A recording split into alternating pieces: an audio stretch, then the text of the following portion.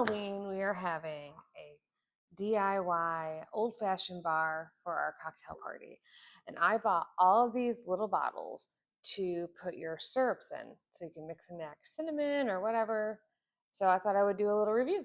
So here you can see what you get. You get all these pretty bottles. And you can see on my hand, it gives you an idea of what the scale is.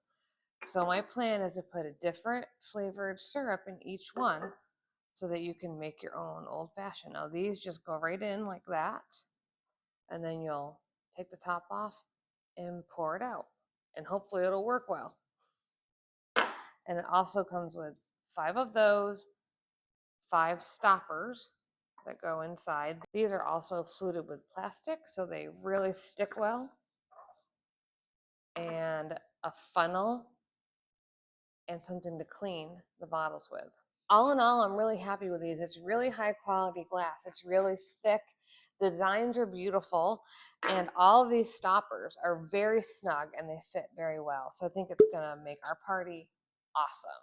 So if you are in need of any sort of pretty little bottles for dispensing anything, I really highly recommend these. Oh, and the shipping box is great for storing them. So they come with their own storage container also.